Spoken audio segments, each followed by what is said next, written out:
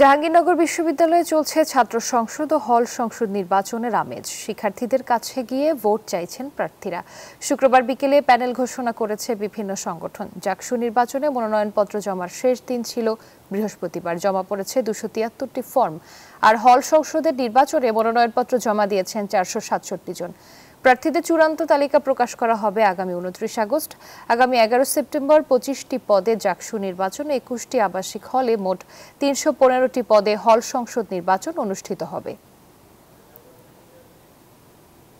মুহূর্তে রয়েছি জাহাঙ্গীরনগরের বিশ্ববিদ্যালয় এবং দীর্ঘ 33 বছর পরে কিন্তু জাকসু নির্বাচন হতে যাচ্ছে।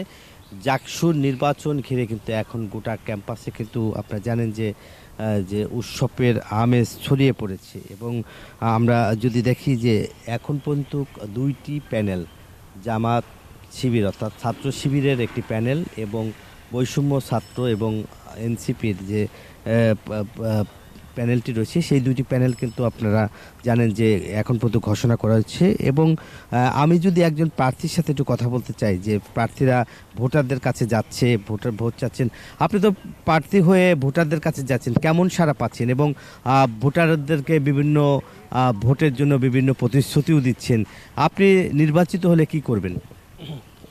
ধন্যবাদ আপনাকে। জাহাঙ্গীরনগর বিশ্ববিদ্যালয়ে কিন্তু দীর্ঘ 33 বছর পরে জাকসু নির্বাচন অনুষ্ঠিত হওয়ার কারণে শিক্ষার্থীদের মাঝে কিন্তু একটি বিশাল সাড়া পাচ্ছি আমরা, এবং প্রত্যেকটি জায়গায় কিন্তু আসলে আলোচনা হচ্ছে তারা আসলে কী ধরনের প্রার্থীকে আসলেই তাদের ম্যান্ডেট দিয়ে মনোনীত করবেন, তাদের প্রতিনিধি হিসেবে নির্বাচন করবেন। আমি যেহেতু আগামী জাকসু নির্বাচনে একজন প্রার্থী, আমি মনে করি জাহাঙ্গীরনগর বিশ্ববিদ্যালয়ের শিক্ষার্থীরা হচ্ছে আমাদের চালিকা শক্তি। আর শুধু পড়াশোনা নয়, একাডেমিক মান উন্নয়ন, গবেষণা বৃদ্ধি, আমাদের যে চিকিৎসা সংকটটা রয়েছে, আমি এগুলোর মানগুলোকে বৃদ্ধি করতে চাই। এবং যেহেতু আমাদের এই ক্যাম্পাসে অর্ধেক পুরুষ এবং অর্ধেক নারী শিক্ষার্থী রয়েছে, এদিকে আমি যথেষ্ট পরিমাণ মনোযোগী হতে চাই।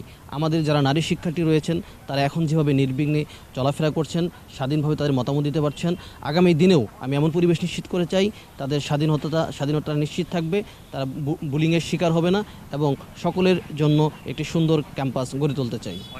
আপনাকে যেমনটি বলছিলেন, একজন প্রার্থী বলছিলেন এবং তার প্রার্থীর যোগ্যতা তিনি প্রমাণ করতেছিলেন এবং বিস্তারিত বলছিলেন যে সে কী করবেন। এবং এখন কিন্তু যে আমি দেখেছি যে এই জাকসুর নির্বাচন, যে জাকসুর যে ভবন, এখনও কিন্তু সেই ভবনটি পূর্ণাঙ্গ যে সংস্কার সেটা কিন্তু এখনও করা হয়নি এবং আগামীকালকে কিন্তু যে আগামী 25 তারিখে যাচাই বাছাইয়ের মধ্য দিয়ে কিন্তু একদম যে চূড়ান্ত যে ভোটার সেই তালিকা প্রকাশ করা হবে। এই ছিল আমার কাছে জাকসু নির্বাচনের সর্বশেষ। ফিরে যাচ্ছি স্টুডিওতে রুবার কাছে। রুবা। নাজমুল, আপনাকে ধন্যবাদ।